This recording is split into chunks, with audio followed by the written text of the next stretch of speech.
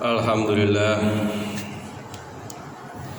Alhamdulillahilladzi nahmaduhu wa nasta'inuhu wa nastaghfiruh wa na'udzu billahi min syururi anfusina wa min sayyiati a'malina. May yahdihillahu fala mudhillalah wa may yudhlil fala hadiyalah. Asyhadu an la ilaha illallah wahdahu la syarikalah wa asyhadu anna sayyidana Muhammadan abduhu wa rasuluh la nabiyya ba'dah. Allahumma sholli wa sallim ala sayyidina Muhammad wa ala alihi wa ashabihi wa dzurriyyatihi wa man tabi'ahum bi ihsanin ila yaumil qiyamah, amma ba'd. Fa ya ayyuhal khadirun ittaqullaha haqqa tuqatih wa la tamutunna illa wa antum muslimun. Wa qala ta'ala fi kitabil karim, a'udzu billahi minasyaitonir rajim. Bismillahirrahmanirrahim. Wa id qultum ya Musa lanu'mina laka hatta narallaha jahratan fa akhadhatkumus sha'iqatu wa antum tanzurun. Shadaqallahul azim.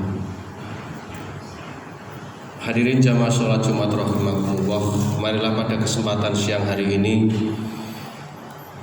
kita senantiasa berusaha untuk meningkatkan rasa syukur dan terima kasih kita kepada Allah Subhanahu wa taala, di mana pada sampai hari ini kita masih diberikan kesempatan untuk hidup, untuk beribadah, bernafas, bisa merasakan enaknya makanan, minuman, bisa berjalan, bisa tidur dengan nyenyak, dan seterusnya. Nikmat-nikmat mana lagi yang Allah berikan kepada kita yang mau kita dustakan? Salawat dan salam semoga terhaturkan kepada suri tauladan manusia terbaik yang pernah dihadirkan Allah di muka bumi, Rasulullah Muhammad SAW. Semoga Allah Subhanahu wa ta'ala memudahkan kita semua yang hadir di masjid ini untuk bisa bersikap, berpikir, bertindak, berperilaku sesuai dengan apa yang diberikan oleh Rasul Muhammad SAW.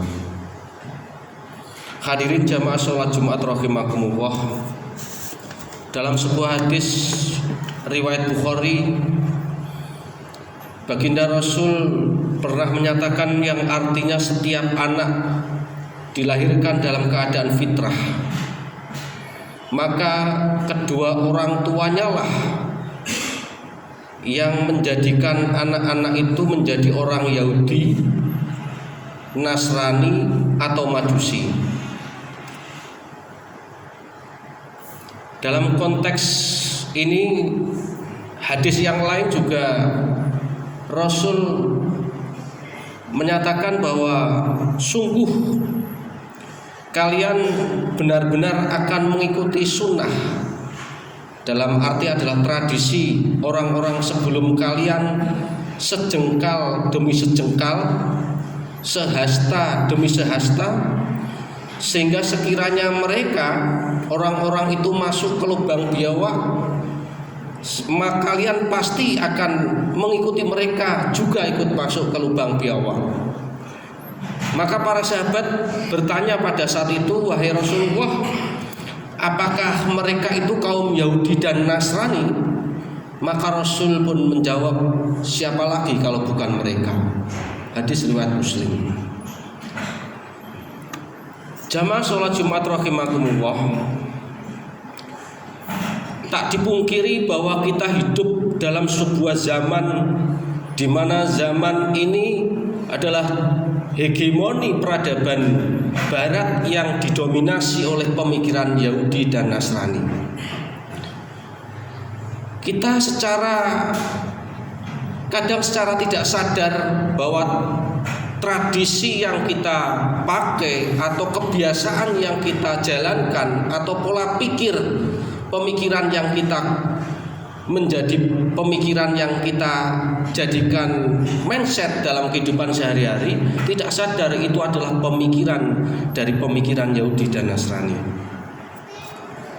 Mungkin kita juga tidak khawatir ketika anak-anak kita tidak mungkin berganti KTP dengan agama Yahudi misalnya. Tetapi kita tidak pernah khawatir juga bahwa karakteristik anak-anak kita itu adalah simbol dari karakteristik yang diajarkan oleh pemikiran Yahudi dan Nasrani. Dan Quran memberikan gambaran yang jelas apakah karakteristik Yahudi itu seperti apa, karakteristik Nasrani itu seperti bagaimana.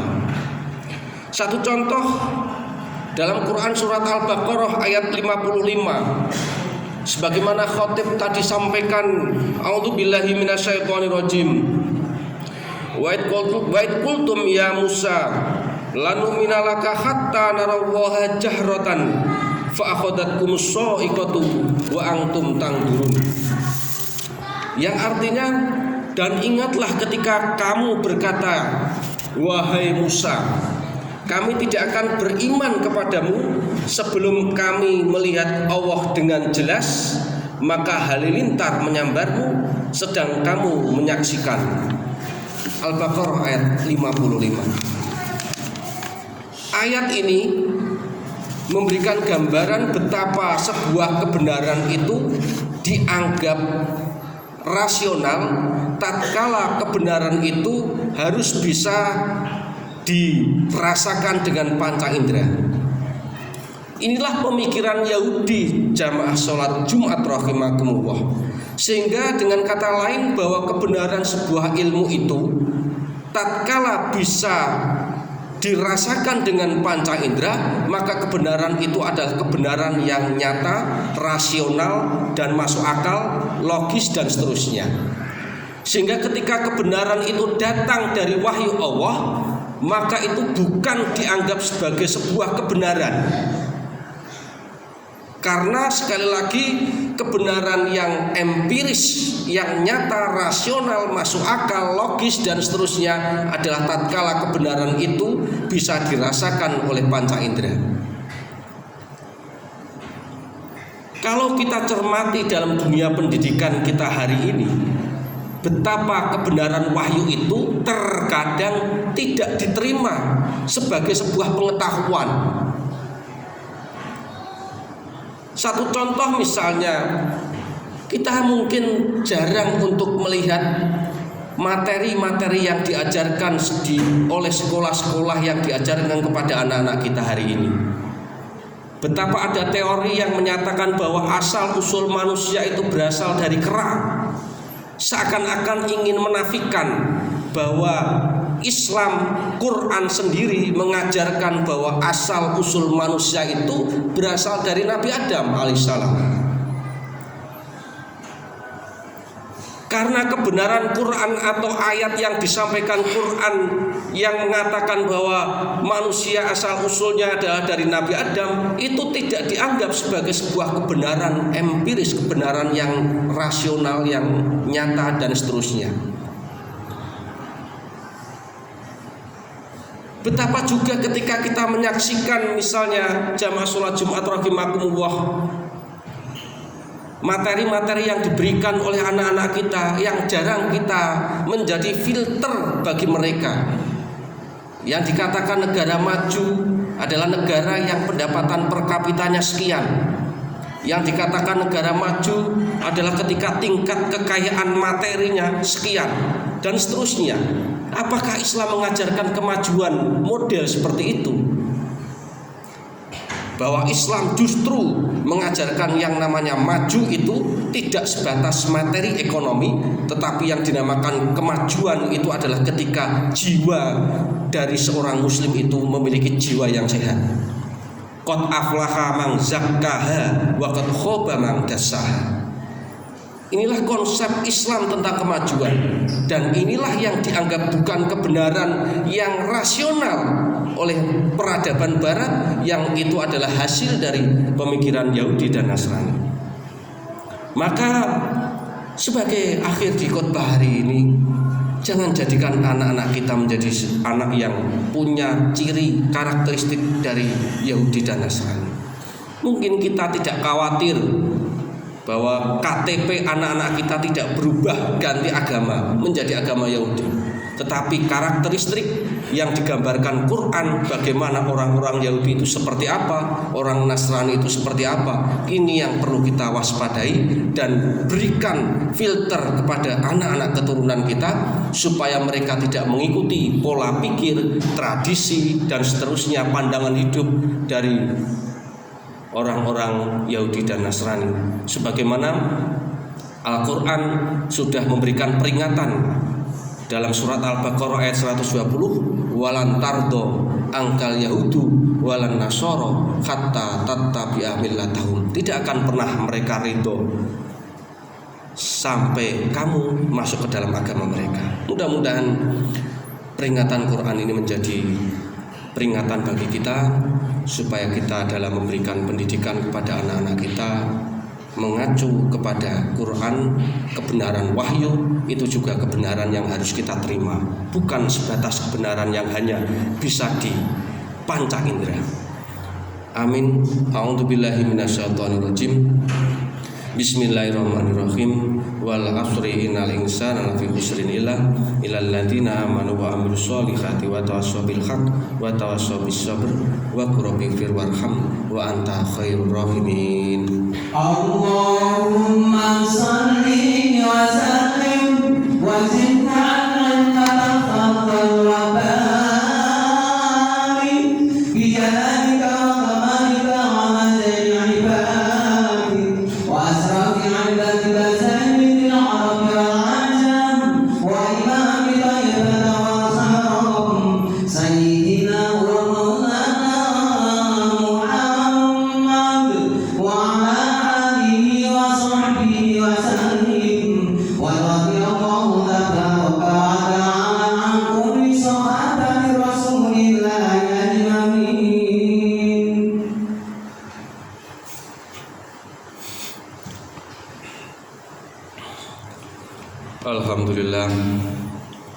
Alhamdulillahilladzi arsala rasulahu bil huda wa dinil haq liyudhhirahu 'ala dini kulli wa kafa billahi shahidan.